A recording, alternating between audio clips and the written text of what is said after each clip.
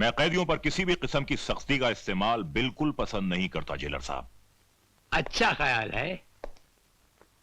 आइए एक और कैदी से मिलिए, उसे आपकी हमदर्दी की खास जरूरत है। आइए, ये देखिए। माय गॉड, इसमें गॉड क्या करेगा मिनिस्टर साहब, इसका हशर आपके चहीते कैदी जबर सिंह ने किया है। ठीक है ठीक है, मेरी एक राय है जेलर साहब कि आइंदा कैदियों के साथ इतनी ज्यादती से पेश मत आइएगा। मैं चलता हूं। जाते हुए एक हमारी राय भी लेते जाइए मिनिस्टर साहब। अगर आप जैसे जिम्मेदार लोग जबर सिंह जैसे बदमाशों का साथ न दें तो हम अफसरों को अपनी जिम्मेदारी निभाने में जरा कम मुश्किल पेश आएगी।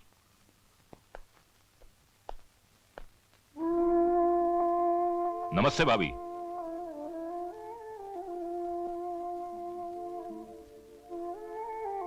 भाभी, ये शक्ति सिंह है इस शहर के बहुत बड़े रईस और आपके होटल प्रोजेक्ट के पार्टनर।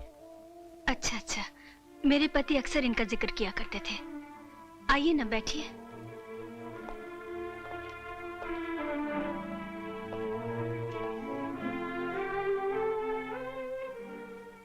रंजीत जी के ध्यान का मुझे बहुत अफसोस है, मगर होने को कौन टाल सकता है।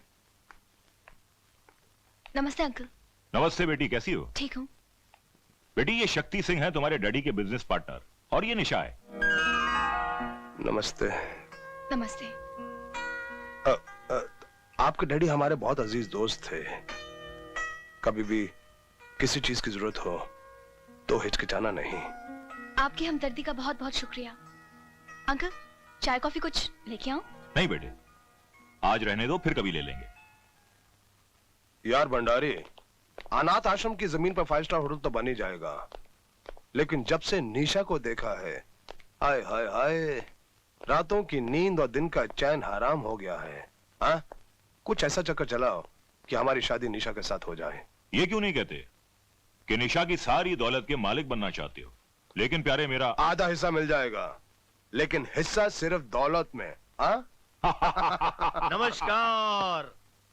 आओ तिलकधारी आओ। आपने याद किया, बंदा हाजिर, हुक्म कीजिए। वो क्या है तिलकधारी, तेरे इलाके में जो अनाथ आश्रम था? समझ गया, जिस जगह पर आप 5 स्टार होटल बनाना चाहते हैं। आदमी बहुत समझदार हो। हाँ तिलकधारी, हम चाहते हैं कि उस इलाके में बच्चा तक नजर नहीं आए। बच्चा तो बच्चा, उसके आसपास जानवर भी नजर नहीं आएगा, आप फिक्र मत कीजिए।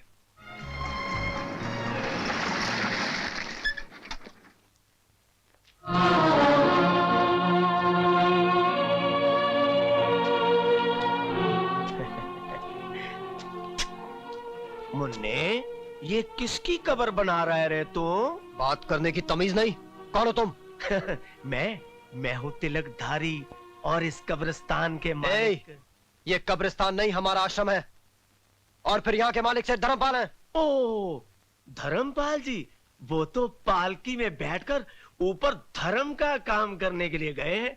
मुन्ने, अगर तू कहे तो तुझे भी ऊपर भेज देते हैं। जबान संभाल कर बात करो वरना। नहीं मुन्ने नहीं, गर्मी नहीं, हम खून खराबा करने नहीं आए। हम तो सिर्फ ये कहने आए हैं कि 3 दिन के अंदर अंदर इन कीड़े मकोड़ों को यहां से ले जाओ, वरना इन सबको धक्के दे दे के बाहर निकाल दूंगा। समझे मुन्ने?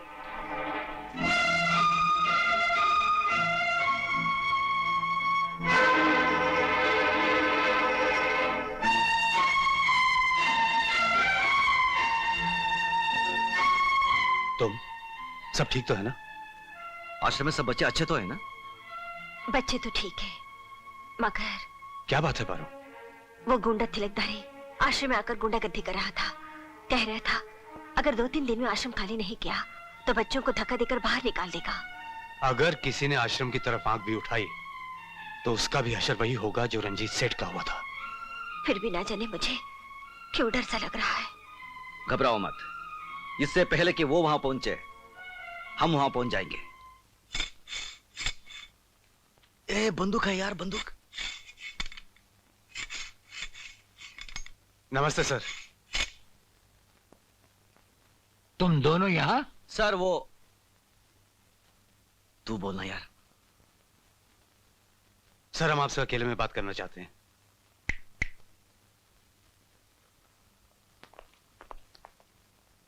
कहो क्या कहना है।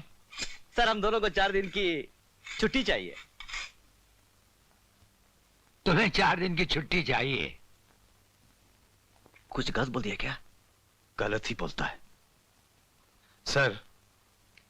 सर हमें पता चला है कि हमारे अनाथ आश्रम के बच्चों की जिंदगी खतरे में है, इसलिए हमारा बाहर जाना बहुत जरूरी है। ये जेल है, किसी कॉलेज का हॉस्टल नहीं। जब चाह वार्डन से जाने की इजाजत ले ली। हम जानते हैं सर, लेकिन हम दोनों का जाना बहुत जरूरी है। ये कानून के खिलाफ है, हम इसकी इजाजत नहीं दे सकते। तुम अपने काम की ड्यूटी पर वापस जाओ। सर आप हमें अच्छी तरह जानते हैं, लेकिन हम आपकी इज्जत करते हैं, इसलिए आपसे इजाजत मांगने आए हैं। वरना अब तक तो कब के जेल से भाग गए होते। तुम दोनों दिल के अच्छे हो, इसलिए हमने सुन लिया, वरना हमारे सामने ऐसी बात करना तो दूर, सिर्फ सोचने वाले को ही छत से उल्टा टांग दिया जाता है। सर आप हमारे जज्बात समझने की कोशिश कीजिए। आश्रम के बच्चे हमारी जिंदगी है, हमारा सब कुछ है। अगर उन्हें कुछ हो गया तो हम दोनों जीते जी मर जाएंगे। हम पे भरोसा कीजिए सर, हम आपके साथ विश्वासघात नहीं करेंगे। देखो, हम तुम्हें ना तो जेल से जाने की इजाजत दे सकते हैं और ना ही हम तुम्हें जेल से भागने देंगे। बाकी रहा अनाथ आश्रम के बच्चों की हिफाजत का सवाल, हम उनकी हिफाजत का वादा करते हैं।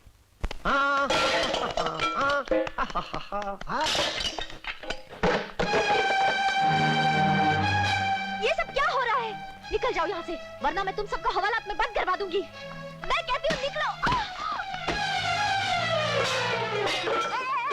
ऐसे बच्चों के साथ जुल्म करता है हरामजादे। तुम्हें अक्ल है कि नहीं? हाँ, तुम्हारा सत्यानाश हो जाए, होने दो, तुम्हारे बच्चे मर जाए, मरने दो, तुम्हें कीड़े पड़ जाए, मरने दो, तुम्हें कुत्ते खा जाए, खाने दो, तेरी कोई बहन मर जाए, मरने दो। बेशरम कहीं का। तिलकधारी के मुंह पर थूक।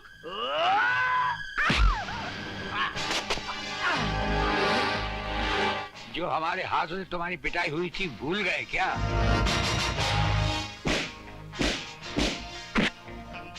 लेकिन आप इस मामले में क्यों पड़ रहे हैं? अत्याचार को रोकने के लिए हम भी कभी कभी 2-4 कदम उठा लेते हैं। अत्याचार चाहे जेल के अंदर हो या जेल के बाहर। नहीं सरकार, मैं कोई अत्याचार नहीं कर रहा सरकार, अपने मालिक का हुक्म बजा रहा हूँ। उसने इस जमीन को खाली कराने के लिए कहा था। तुम्हारा मालिक है कौन? ठाकुर शक्ति सिंह। अरे वो ठाकुर क्या अपने आप को शहर का ठेकेदार समझता है? जाओ जाकर कह दो उससे कि आज से जमीन के टुकड़े पर बसने वालों को निगहबान जेलर राणा प्रताप है। हाँ सरकार, बिल्कुल ठीक है, चलो। सर, आपका बहुत बहुत शुक्रिया। जेलर साहब, आप वक्त पर ना आते तो ना जाने ये गुंडे इन बच्चों के साथ क्या कर डालते हैं। ये नीले आसमान वाला एक ही चुटकी में हमें ठीक वक्त पर ले ही आता है। नमस्ते सर। हाँ आपने हमें बुलाया? हाँ, बच्चे मिलने आए हैं तुमसे। बच्चे?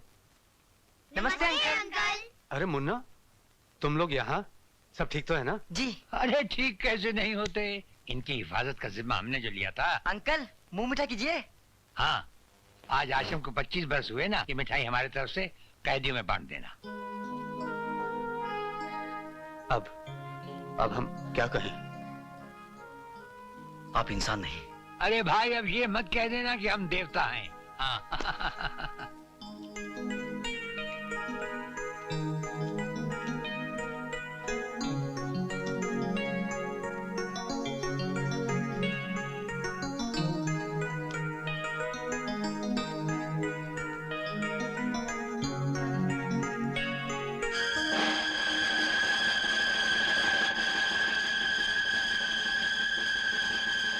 अंकल लड्डू लो।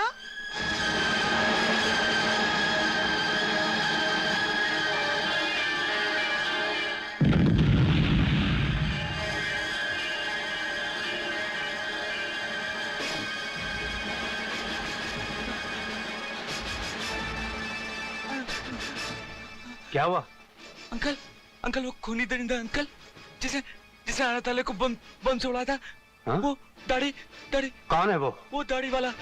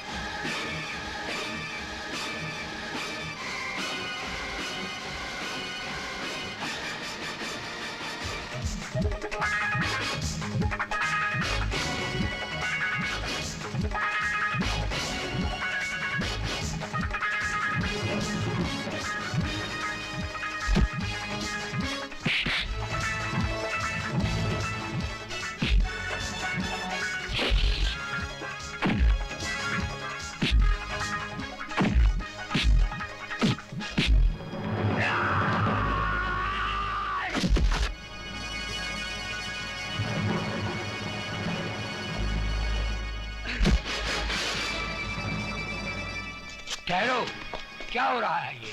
रुक जाओ। हम इसे जिंदा नहीं छोड़ेंगे। ये वही राक्षस है जिसके पापी हाथों ने अनाथ आश्रम को मासूम बच्चों की चिता बना दिया था। तो क्या अनाथ आश्रम को इसी ने उड़ाया था? हाँ यही है वो दरिंदा।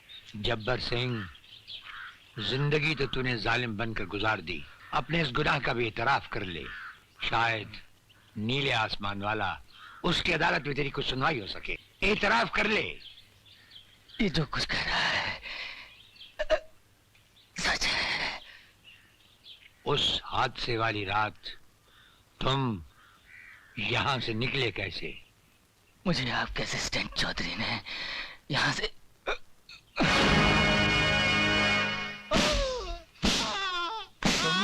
तुमने हमसे विश्वासघात क्यों किया? मैं बेकसूर तुमने हूँ। ऐसे क्यों किया? बोलो। अगर बेकसूर हो तो आंखों से आंखें मिलाकर क्यों नहीं कहते? नहीं सर, मैं सच कहता हूँ, मैं बेकसूर हूँ सर। तुम बेकसूर नहीं। क्या ये झूठ है कि जिस कानून की हिफाजत का जिम्मा उठाते हो उसकी रगों में तुमने जहर घोल दिया? क्या ये झूठ है कि तुमने ही जब्बर सिंह जैसे कातिल को जेल से जाने दिया? देखो, अगर तुम अपना जुर्म कबूल कर लो तो शायद तुम्हारे पाप का प्रायश्चित हो जाए, वरना जिन बच्चों का बचपन तुम्हारी वजह से जिंदा जल गया, उनकी सिसकियां और उनकी चीखें तुम्हें जिंदगी भर सताती रहेंगी। मैं पापी हूँ, मुझे माफ कर दीजिए। मैं खूनी हूँ, मैं हत्यारा हूँ। मैं नहीं जानता था कि वो ऐसा करेगा, वरना मैं जब्बर सिंह को जेल से किसी हालत में नहीं छोड़ता। मुझे माफ कर दीजिए साहब, मुझे माफ कर दीजिए। मिनिस्टर साहब ने मुझे ऐसा करने पे मजबूर कर दिया था सर। चौधरी ने राणा प्रताप को मेरे बारे में सब कुछ बता दिया है। उसकी गवाही मेरी बर्बादी बन जाएगी शक्ति सिंह। तुम चिंता मत करो भंडारी। हाँ, चौधरी तुम्हारी बर्बादी के लिए जिंदा ही नहीं रहेगा।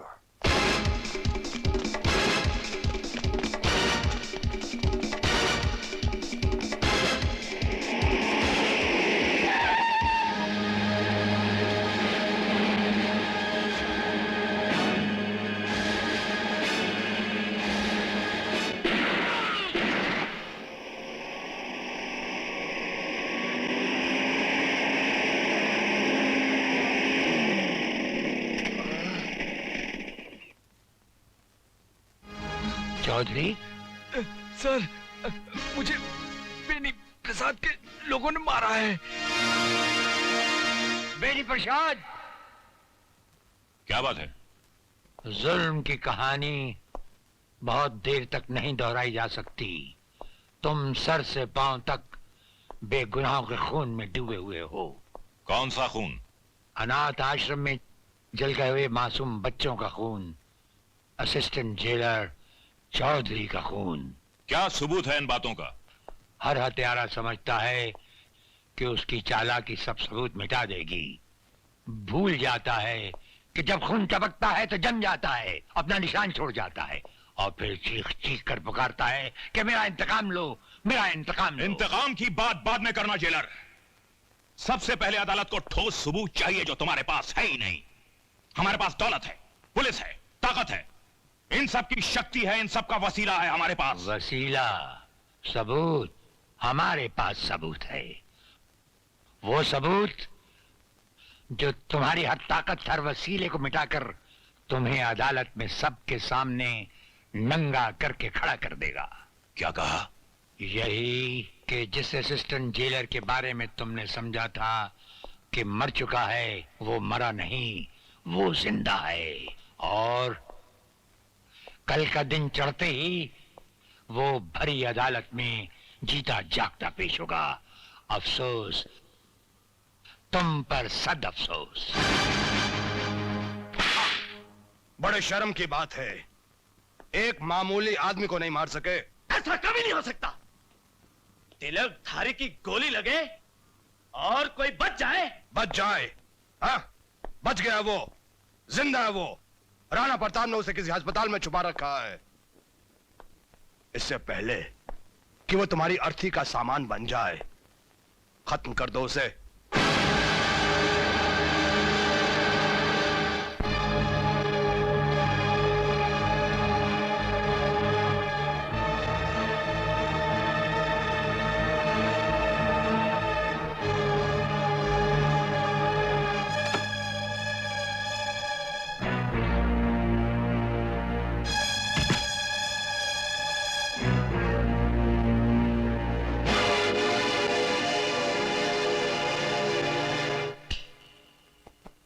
मुर्दे को दोबारा नहीं मारा करते, नहीं तो मुर्दा जाग उठता है लल्लू। देख, आगे मत बढ़ना, चक्कू मार दूंगा। अरे हाथ तो तेरे कांप रहे हैं, तो चक्कू क्या करेगा?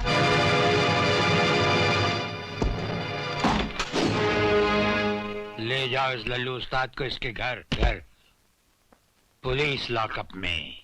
सुनो जेलर राणा, हम सिंह बोल रहे हैं, ठाकुर शक्ति सिंह। तुम अपने पांव जेल तक ही रखो, उन्हें अनाथ आश्रम तक ले जाने की कोशिश मत करो, वरना तुम्हारे। हेलो हेलो,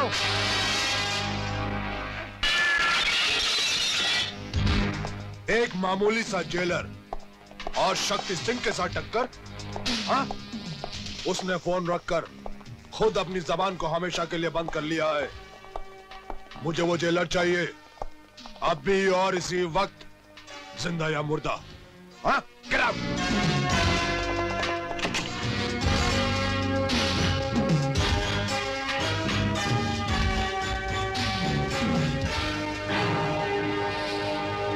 जेलर साहब, आप,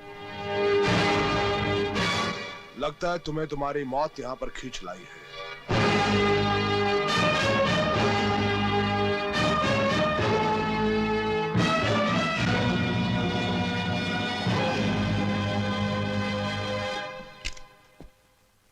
इस खिलौने को संभाल के रखो, रात को मच्छर मारने के काम आएगा। देखो जेलर, तुम हमारे और उस आश्रम के बीच में मत आओ। हाँ, हम उस जमीन के मालिक हैं। तुम उस जमीन के मालिक नहीं हो, उस जमीन की मालिक है निशा, सेठ रंजीत की बेटी और विवेक की होने वाली बीवी। इस जमीन के मालिक बनने के ख्याल को दिन का देखा हुआ सपना समझकर भूल जाओ, इसी में तुम्हारी भलाई है। आपने ये सोचने की हिम्मत कैसे की? इसमें खफा होने की क्या बात है भाभी जी? क्या कमी है शक्ति सिंह में? जवान है, खूबसूरत है, दौलतमंद है। मुझे पता है, इसने ये दौलत खून खराबे से कमाई है। माँ जी, खबरदार जो अपनी शैतानी जबान से मुझे माँ कहा तो। तुम लोगों की काली करतूत मैं अच्छी तरह से जानती हूँ।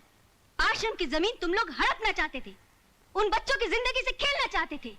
आश्रम को तुम लोगों ने तहस नहस कर दिया। मेरे पति का खून आश्रम के लोगों की वजह से नहीं, बल्कि तुम लोगों की वजह से हुआ। मैं किसी भी कीमत पर अपनी बेटी का हाथ तुम जैसे दरिंदे के हाथ में कभी न दूं। अरे तू क्या लेगी बुढ़िया? हाँ? तेरी आंखों के सामने मैं तेरी बेटी के साथ शादी करूंगा, रजामंदी के साथ, नहीं तो साली को उठा के ले जाऊंगा मैं।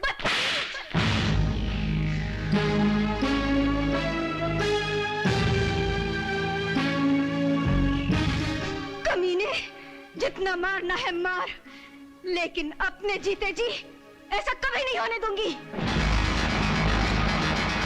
शक्ति क्या कर रहे हो? हट! तू ठीक कहती है बुढ़िया। हाँ, तेरे जीते जी नहीं, तेरे मरने के बाद ही सही। ये क्या किया शक्ति सिंह? तुमने खून कर दिया। हाँ, खून किया मैंने। इस बुढ़िया का नहीं, किसी की मोहब्बत का, किसी की मोहब्बत का खून किया मैंने। क्या मतलब? नहीं समझे? आओ समझाता हूं मैं। निशा, निशा, कमाल है, घर में कोई भी नहीं। निशा, माजी, माजी, माजी।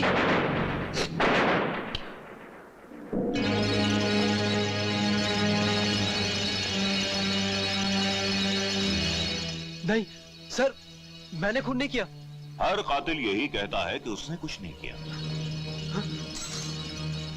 यकीन मानिए सर, मैं कुछ जानता नहीं है कैसे हुआ। मैं अभी पता चल जाएगा।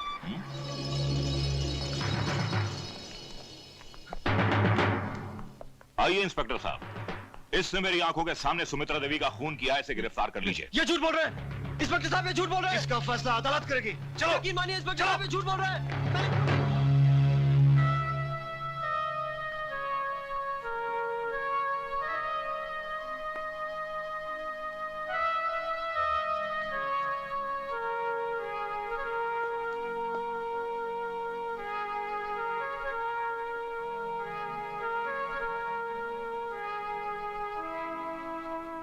निशा, तुम सोच सकती हो मैं ऐसा कर सकता हूँ? नहीं विवेक, मैं जानती हूँ तुम मेरी माँ की खूनी नहीं हो सकते, मगर दुनिया वाले। मुझे दुनिया की फिक्र नहीं, फिक्र है तो सिर्फ तुम्हारी। तुम मुझे गलत मत समझना, वरना तुम्हारा विवेक जीते जी मर जाएगा, मर जाएगा तुम्हारा विवेक। समझ में नहीं आता कि वो कौन है जो मुझे तुम्हारी नजरों से गिराकर तुमसे दूर करना चाहता है। हम जानते हैं कि यह खून विवेक ने नहीं किया। तो फिर आप ये भी जानते होंगे कि खून किसने किया है? जानते हैं, अच्छी तरह से जानते हैं कि यह खून किसने किया है, और अगर हम चाहें तो विवेक को बचा भी सकते हैं। अगर भंडारी अदालत में यह गवाही दे दे कि उसने अपनी आंखों से विवेक को खून करते हुए नहीं देखा, तो हम बेनिफिट ऑफ डाउट में विवेक को रिहा करवा सकते हैं। इसके लिए मैं आपको अनाथ आश्रम की सारी जमीन दे दूंगी। बस? मैं अपनी सारी दौलत आपके नाम कर दूंगी। बस? विवेक के लिए मैं अपनी जान दे दूंगी। ये सब करने की कोई जरूरत नहीं। हाँ, अगर करना ही है तो अपने आप को मेरे हवाले कर दो। नहीं, ऐसा कभी नहीं हो सकता। अगर तुम विवेक से प्यार करती हो, उसकी जिंदगी बचाना चाहती हो, तो ऐसा ही होगा। नहीं, मैं अदालत को सच्चाई बताऊंगी। विवेक को बचाने के लिए मैं दुनिया का बड़े से बड़ा वकील खड़ा करूंगी। दुनिया का कोई भी बड़ा वकील नेता भंडारी की चश्मदीद गवाही के सामने कुछ नहीं कर सकता। हाँ? विवेक को अदालत में पेश करने से पहले अगर तुमने हमारे साथ शादी नहीं की, तो फांसी का फंदा विवेक की तकदीर बन जाएगा। नहीं, ऐसा कभी नहीं होगा, कभी नहीं होगा ऐसा, समझे?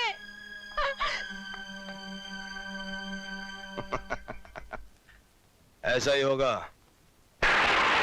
विवेक को अदालत में पेश करने से पहले अगर तुमने हमारे साथ शादी नहीं की तो फांसी का फंदा विवेक की तकदीर बन जाएगा। अरे विवेक, तुम यहाँ कैसे आ गए? भैया बता बता क्या बात है? भैया मैं आश्रम में काम कर रहा था कि अचानक मुत्तू स्वामी सेठ रंजीत सिंह का पीए वहां आया और उसने मुझे बोला कि निशा ने बहुत जरूरी काम से मुझे घर बुलाया है। जब मैं वहां पहुंचा तो निशा वहां नहीं थी, बल्कि निशा की माँ की लाश खून से लथपथ पड़ी हुई थी। मुझे समझ में नहीं आया मैं क्या करूं। तभी मिनिस्टर बैनी प्रसाद पुलिस के साथ वहां पहुंचे और उन्होंने मुझे खून के इल्जाम में गिरफ्तार कर लिया।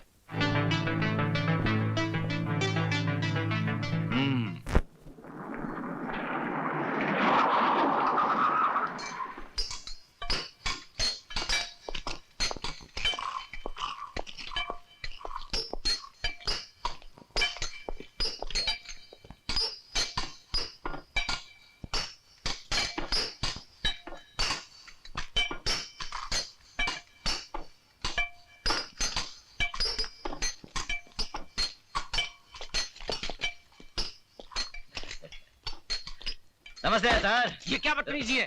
माफ करना, क्या अकेले अकेले सिगरेट पी रहे हो? अपन को भी पिलाओ ना। तुम्हारा दिमाग तो नहीं खराब हो गया? जेलर से सिगरेट मांगते हो? इसमें दिमाग खराब होने की क्या बात है? तुम कौन सा तुम्हारी कमाई का सिगरेट पी रहे हो? सब रिश्वत का माल है ना। बिल बांट कर। क्यों, ठीक है ना? वे साले हाथ उठाता है, हाथ उठाता है, मुझ पर हाथ उठाता है। छोड़ कर रहा है? अरे काय को मारता है? अरे अरे मत मार। अरे पुलिस वाले आ रहे हैं, सब पिस्तौल निकाल इसकी। किसी ने आगे बढ़ने की कोशिश की तो इसकी खोपड़ी उड़ा दूंगा। अब आप मेहरबानी करके अपनी जीप की तरफ चलने का कष्ट करेंगे? चलिए।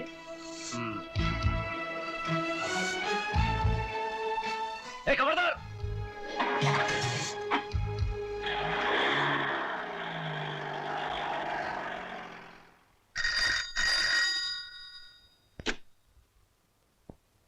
क्या बलवीर और अनवर जेल से भाग गए? अच्छा। जेलर राणा प्रताप।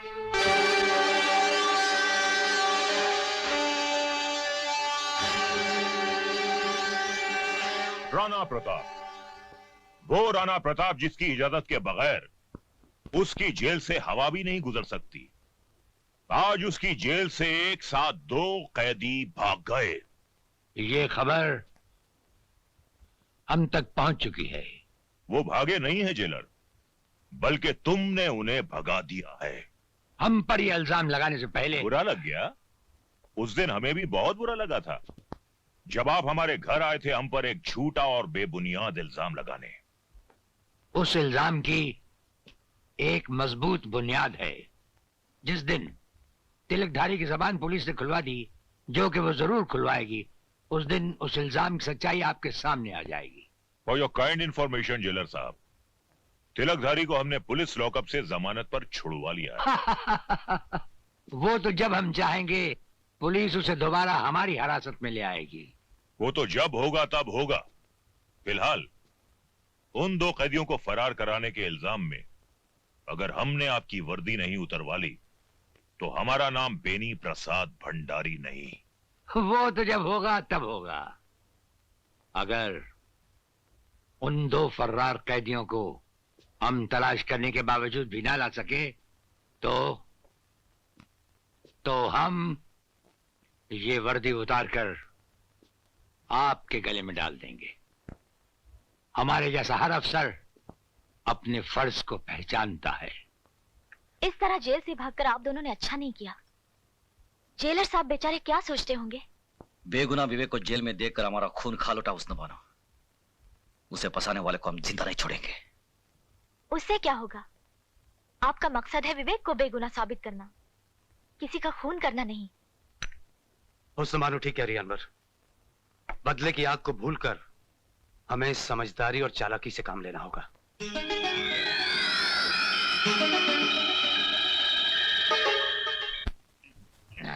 अनवर और बलबीर जेल से भाग गया, हमको मारेगा। प्राइम मिनिस्टर तुमको नहीं छोड़ेगा। उल्लू का पट्टा। यार शक्ति, कैसे कैसे टुच्चे लोगों को तुम मुंह लगा लेते हो यार। अरे भंडारी, लैला की खातिर लैला के कुत्ते से भी प्यार करना पड़ता है। हमको कुत्ता बोला जी? मुत्तु स्वामी को कुत्ता बोला जी?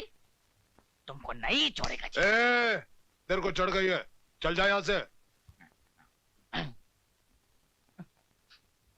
हमको कुत्ता बोला जी, मुत्तु स्वामी को कुत्ता बोला जी।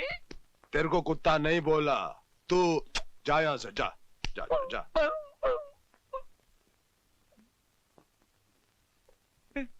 हमको कुत्ता बोला जी, मुत्तु स्वामी को कुत्ता बोला जी।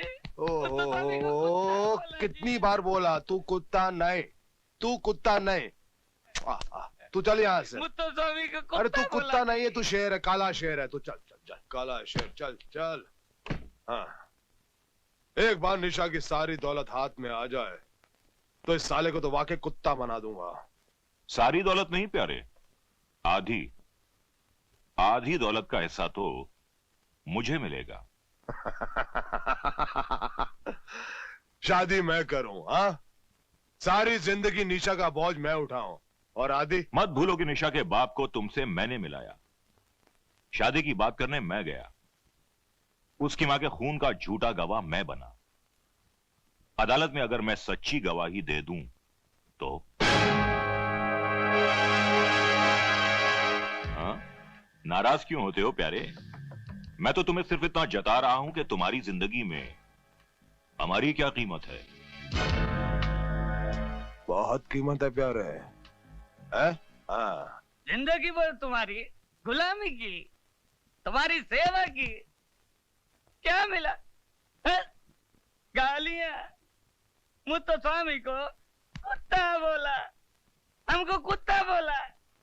कुत्ता मैं नहीं, कुत्ता तुम्हारा दोस्त शक्ति सिंह जी। वो शक्ति सिंह चोर, फ्रॉड, बेईमान, सारा पैसा कहाँ जाएगा? ऐसे कैसे खा जाएगा? तुमको तुम्हारा हिस्सा जरूर मिलेगा।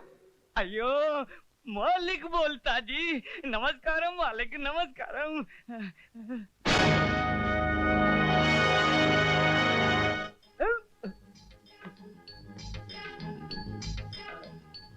तुम? हाँ, तुम्हारे मालिक ने भेजा जी। हमारे मालिक ने भेजा जी? हाँ। अयो मुरारी, इमीडिएट रिएक्शन। मालिक कैसा है जी? बहुत अच्छा है जी, तुमको रोज याद करता है जी। याद करता है? हाँ। चलना जी। चलना जी। अयो क्या हुआ? ऐसा कैसा चलना जी? क्या हुआ? पैसा मिलना जी, घर बनाना जी, शादी करना जी, फिर चलना जी। पहले मालिक के खूनी का पता चलना जी, उसके बाद सब कुछ मिल जाएगा जी। पता चल गया जी। कौन जी? खूनी शक्ति सिंह खून करके विवेक को फंसा दिया। अच्छा। हाँ। विवेक को उसने नहीं, तुमने फंसाया है। तुमको भी मालिक ने भेजा जी? मालिक ने नहीं, पुलिस डिपार्टमेंट ने भेजा है तुम्हें जेल में बंद करने के लिए। अयो जेल तो मेरे बाप ने भी नहीं देखा जी। अब तुम देखोगे, जेल जरूर देखोगे। वहाँ चक्की पीसोगे, हंटर पड़ेंगे तुम्हें। अयो कैसा बोलता जी? हाँ ठीक ही बोलता है जी, हंटर पड़ेंगे, जूते पड़ेंगे साला। मुत्तु स्वामी, अयो हमारा लगी खराब है जी, जेल तो कभी नहीं देखा जी। मुत्तु स्वामी पैसा हो ना ले, शादी हो ना ले, घर हो ना ले, अब जाए जेल में। मगर हम तुम्हें बचा सकते हैं। बचा लेने सर। बचा लें? हाँ, मगर हम जो बोले वैसा करना। करना सर। जो भी बोले वैसा ही करना। जो बोलना करना सर। सर बचाना सर। पैर किधर sir? Sir.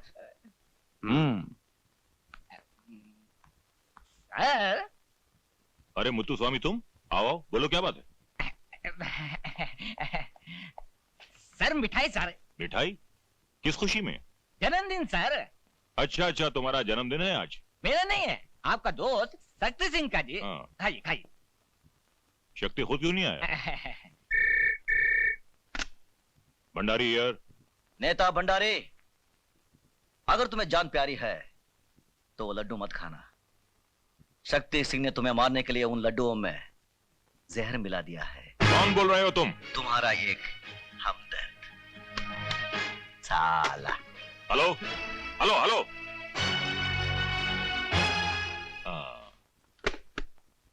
Muthuswamy, ji sir. ये लड्डू तुम खाओगे? मैं नहीं खाऊंगा सर। इसमें जहर है इसलिए। नहीं नहीं जी नहीं सर। हाँ सर, मुझे माफ कर दीजिए सर। वो आपका दोस्त शक्ति सिंह ने हमको भेजा जी, माफ करो। नमक हराम गद्दार शक्ति, मैंने भी अगर तुझे जेल की चक्की नहीं पिसवाई तो मेरा नाम बेनी प्रसाद भंडारी नहीं।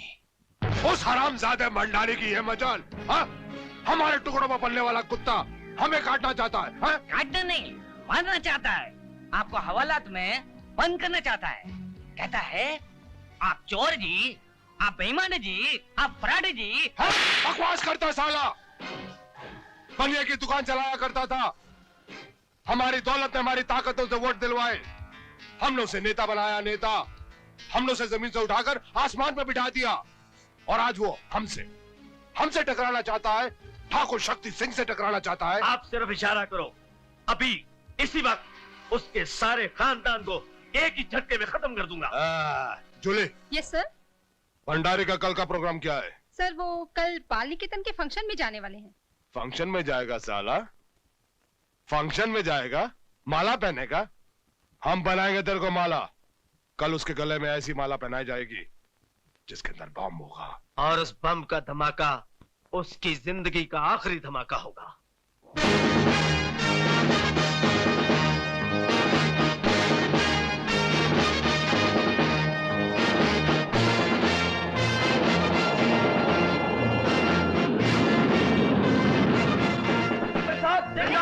नेता बेनी प्रसाद, बेनी प्रसाद जी, बेनी प्रसाद जी, बेनी प्रसाद जी, नेता बेनी प्रसाद, नेता बेनी प्रसाद, नेता बेनी प्रसाद, बेनी प्रसाद जी, बेनी प्रसाद जी, बेनी प्रसाद जी, नेता बेनी प्रसाद, नेता बेनी प्रसाद, नेता बेनी प्रसाद, बेनी प्रसाद जी, बेनी प्रसाद जी, बेनी प्रसाद जी, नेता बेनी प्रसाद, नेता बेनी प्रसाद, नेता बेनी प्रसाद, बेनी प्रसाद जी, बेनी प्रसाद जी, नेता बेनी प्रसाद, नेता बेनी प्रसाद, नेता बेनी प्रसाद,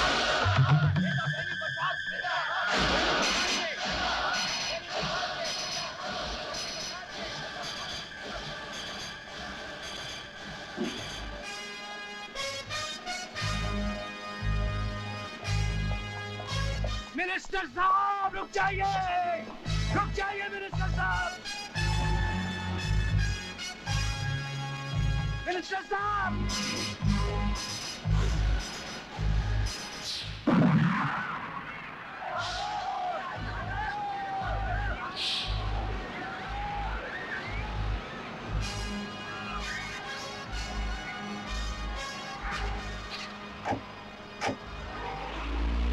इन दोनों ने सिर्फ मेरी जान ही नहीं बचाई, मेरी आंखों पर पड़ी हुई पाप की पट्टी को भी हटा दिया।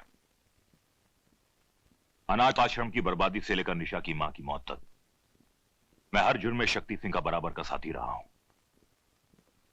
मैं अपनी हरकतों पर बहुत शर्मिंदा हूं जेलर साहब, मुझे माफ कर दीजिए। अरे ये आप क्या कर रहे हैं?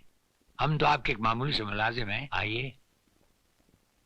मैंने इतने छोटे कर्म किए हैं कि 7 जन्मों का पछतावा भी शायद मुझे माफी ना दिला सके।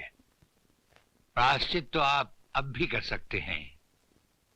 बेकसूर और मासूम विवेक जो इस वक्त मौत और जिंदगी के दरमियान खड़ा है, आपके सच्चा बयान देने पर रिहा हो सकता है।